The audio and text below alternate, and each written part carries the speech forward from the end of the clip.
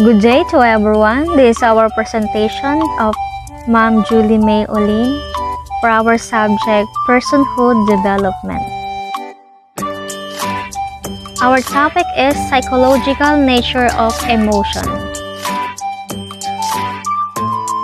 Okay, before we start, let me ask you, how are you feeling today? Are you happy, sad, or angry? Or are you hungry, embarrassed, sleepy, or feeling unsure, sick, or feeling proud? Are you lonely, jealous, surprised, or annoyed? Or are you shy, scared, bored, nervous, or excited, guilty, or silly?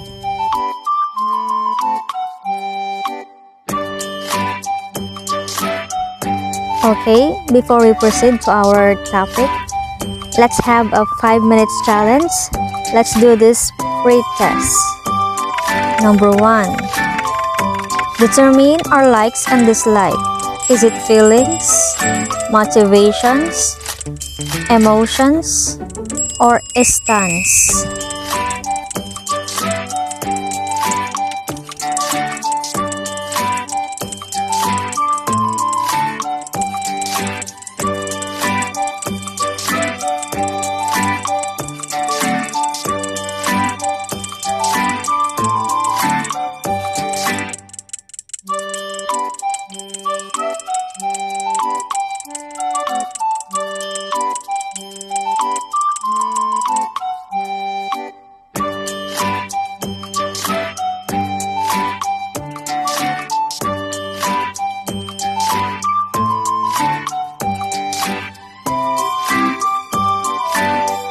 Okay, you're right. The correct answer is emotions.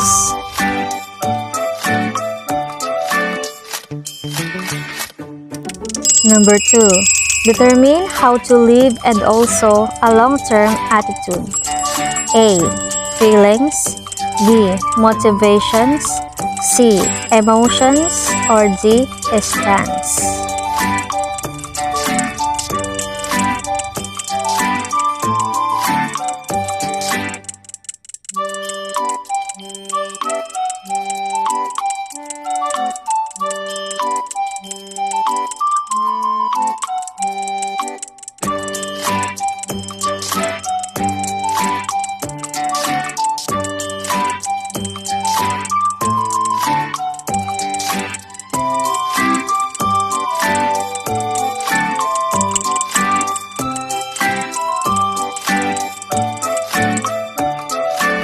Nice. The correct answer is feelings.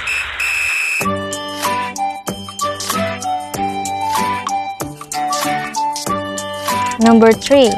It is a physical state that arises as a response to external stimuli. A. Feelings. B. Motivations. C. Stance. D. Emotions.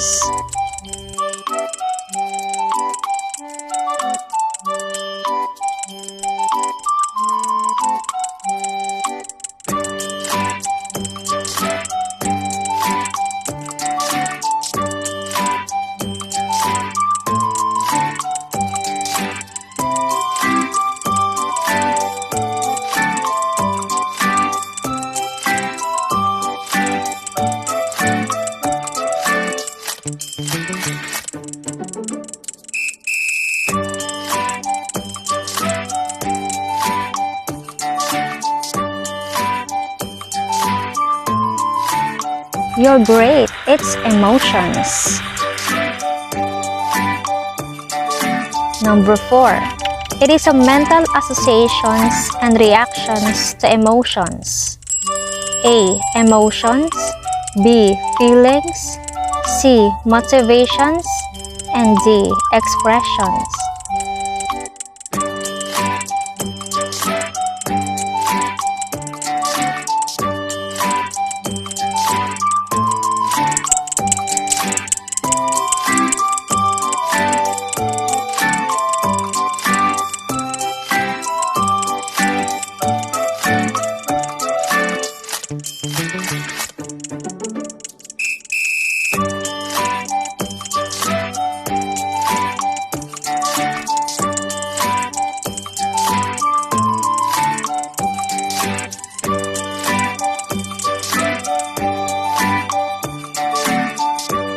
Very good, it's feelings.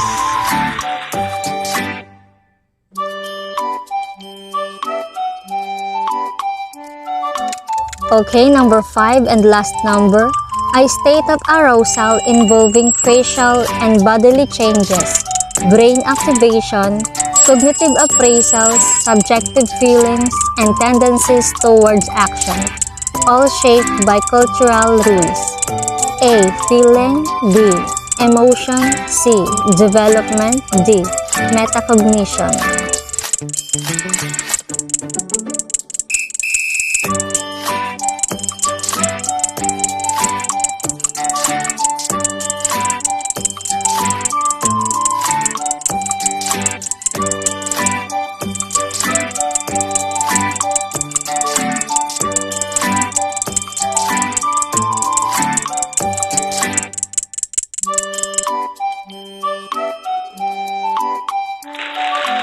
Okay, the correct answer is emotion.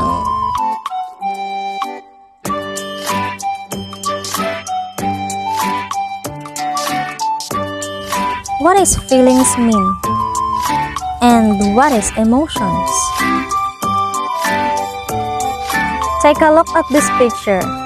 When you saw nature, do you feel the happiness? Yes, of course, especially that you are a nature lover, isn't it? That is what we call feelings. We have feelings that is something make us happy or sad. And how about the second picture? For example, when you are in the forest and you suddenly saw the black bear, you probably get fear because you think that it will harm you or attack you, and that feeling will reflect on our facial expression when we feel that fear. It made also that our heart rate become increased and become sweat because of that fear. Now what I want to say is, feelings can hide, but emotions are not. Thus, feelings determine how to live, while emotions determine our likes and dislikes.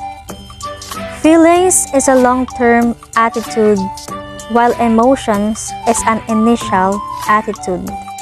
According to Dr. Sarah Mackay, a neuroscientist, emotions play out in the theater of the body, while feelings play out in the theater of the mind, as what we would see in that illustration.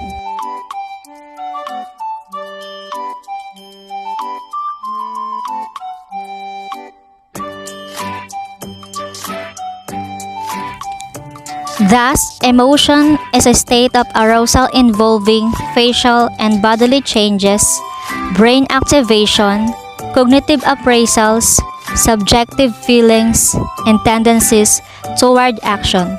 Kumbaga, yung emotion, hindi natin naitatago. Hindi natin to maitatago because nakikita to through our facial expression and through our action. Now, let us come to the basic types of emotions. We have happiness. We people strive most for happiness. This is a pleasant emotion that brings various types of feelings such as joy, gratification, and sense of gaiety or cheerful. You can identify this emotion in facial expressions. For example, we smile if we are happy. Body language, we are relaxed, of course. Vocal, we have pleasant and upbeat tone of voice.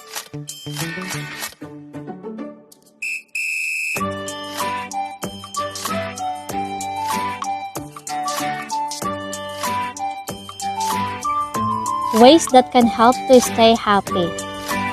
First, write down for the things you are grateful for. Of course, even the small things, we have to be thankful, and so we will be happy for that. Think positive thoughts. Be kind and help others. Of course, if you are helpful, you'll be happy for being help to others. Feed your soul and mind. Of course, if we are always happy for talking with God, it will make us happy. And take beauty sleep. It is important to have a complete sleep because it stays us happy. However, there are various reasons too that can make your happy face to sad one. For example, if we are lack of gratitude and passion, comparing yourself to others, digging past deeds and no achievements. Another basic types of emotions is anger. Anger is considered as negative and powerful emotion both. It is differentiated as a different type of feeling antagonism, agitation, hostility, and frustration for others. Anger can be identified in facial expressions as glaring or even frowning, body language, turning you back or a strong stance. In terms of vocal, you are yelling or speaking in a gruffly way. Your aggressive behavior is throwing objects, hitting, or kicking. And the physiological response is you are sweating or shortage of breath. As I have said a while ago, anger is negative but powerful because it motivates you to find solutions from the situations that are irritating you. It also helps your relationship to bring more clarity.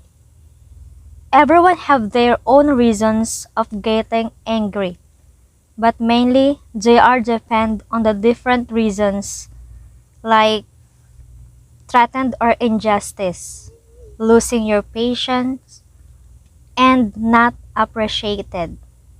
And factors are current situations, past experiences, and upbringing issues. Tips to control your anger. First, express your emotions on paper. I know when you are red in anger, this can't be done, but understand your anger is a trap that is killing you inside. Repeat a mantra, relax, relax. Music is your friend. Ayan, makinig ka na lang ng musika. Stop talking and go away. Huwag ka na lang magsalita. Siyempre, kapag galit ka, meron ka pang masabi na hindi maganda na hindi mo na pwedeng bawiin. And then, talk to a friend. Basic types of emotions. Number 3, fear. Fear is another strong emotion that is necessary for survival. Whenever you are caught in danger, a sense of fear kicks in and you either fight or become more attentive. This response makes your heart beat faster, tense your muscles, and alert your mind for sudden circumstances. Fear can seen through facial expressions. Raise your tense upper lid, widened lips or eyes. In terms of action, hide or flee. Physiological reaction, rapid respiratory and heartbeat. Tips to overcome fear. First, become aware about your fears. Understand those emotions that are associated with fear. Do breathing exercises. Ask for help or talk to a friend. And most importantly, you have to live in present. Another basic types of emotion. Number 4, surprise. Surprise emotion has many forms. When you get something special, you get surprise. When you share a secret with your friend and he tells them to another person, you get surprise. This emotion is also described by Ekman in A Wheel of Emotions. You can identify surprise from facial expressions like opening the mouth, raising the eyebrows, and widening the eyes. In verbal reaction, you're gasping, sometimes crying, yelling, or screaming. And in terms of physical response, you're jumping or clapping. Some ways you can either surprise or give happiness. First, finding bags in an old jeans pocket. Those few-minute foot massage from your loved one. A stranger with genuine smile. Getting cuddles before starting your day. And then laughing till your stomach hurts. Receiving an email with old cute photos. And the last, accomplishing small victories. Basic types of emotion. Second to the last, sadness. Sadness is an emotion that is often characterized as a transient emotional factor. There are different types of feelings that are associated with sadness, and they are grief, dampened mood, disappointment, hopeless, and disinterest. Sadness too comes from time to time, and if this emotion is prolonged, it turns into depression. Sadness can be identified through crying, going into an isolation state, quietness, lethargy, and so on.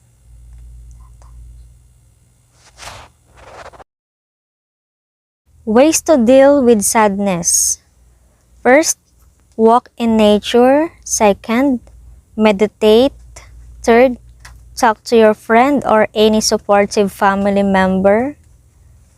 And then, listen to music. And cry to pour out your sadness. The last basic types of emotion, number 6, disgust. Disgust is also introduced by Ekman and can be identified in a number of ways such as through physical reactions, retching, and vomiting. Through facial expression, curling the upper lip, wrinkling nose, and turning from the object. Disgust owns different types of feelings such as unpleasant smell, taste, or reactions. Ways to overcome disgust. First, remember to breathe. Second, control your thinking. Don't let your feelings manipulate your thoughts. Instead, use your thoughts and imagination in a healthy way. And last, don't judge. As you would see, this is the wheel of emotion. According to wheel of emotion, all basic emotions are related to one another. You can also check which emotion concern another one in a clear and easy way. You can also understand by combining which color will create shade. For example, joy and faith can conjoin to create love. Based on the wheel of emotion, the opposite of joy is sadness. The opposite of anger is fear. The opposite of surprise is anticipation. And then the opposite of acceptance is disgust. Let us come to components of emotion. We have 3. Physiological components, or how does body react to a stressor. Behavioral component, or our action and response to that stressor. And cognitive component, or mentally, how is that we react to that stressor. These 3 together will create the emotion that we impart. So in the first component, physiologically, Arousal refers how does your body's state changes and responds to that stressor. The second are that behavior reactions to that emotion, which include how we express our behavior. And finally, the cognitive aspect involves how we're going to interpret a situation that is in front of us. Those three together will shape our emotion. For example, di ba napanood natin yung The Odyssey? If we are in the shoes of Odysseus' men, when they are in the Cyclops Islands, they will meet the one-eyed giant named Polyphemus.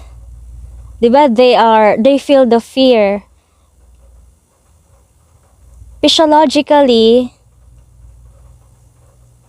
when they saw that Polyphemus, surely they have increased heart rate.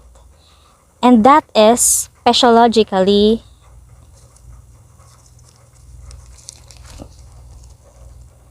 components. Behaviorally, they are going to start swearing. Of course, they are going to put their arms in the air. And they are going to have a complete behavior meltdown. Cognitively, their brain probably say, "Oh my God, this one-eyed giant going to kill me if you are in that position of that Odysseus man." And then you will ask, what should I do? And then you started to think of all important things. You think about your children, your childhood, your mother. All this happened very quickly. And that's your brain interpreting the situation of this one-eyed giant. Okay? And so, the three components interrelated to each other.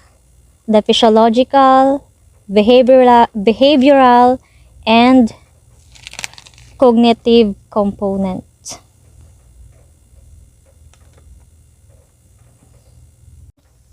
Let us come to the theories of emotion. First, James Lang theory.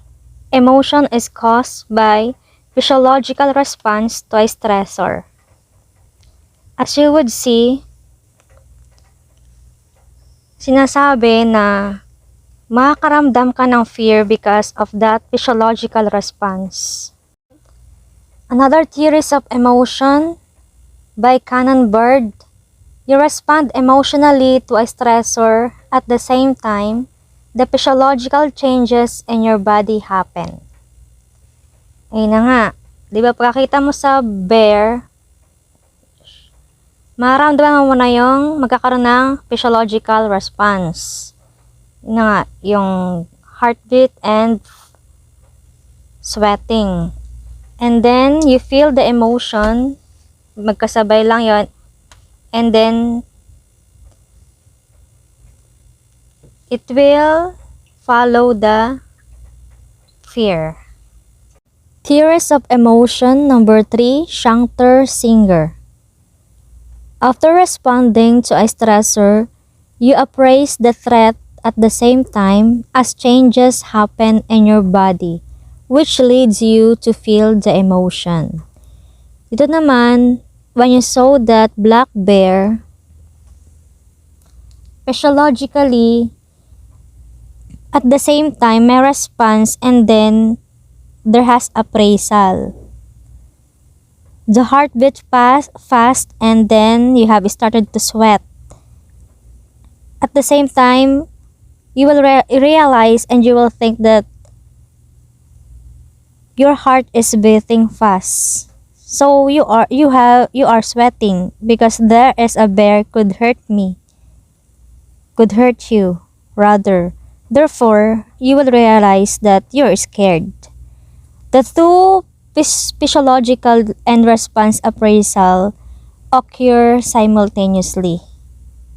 The last theories of emotion is Lazarus' cognitive mediational theory.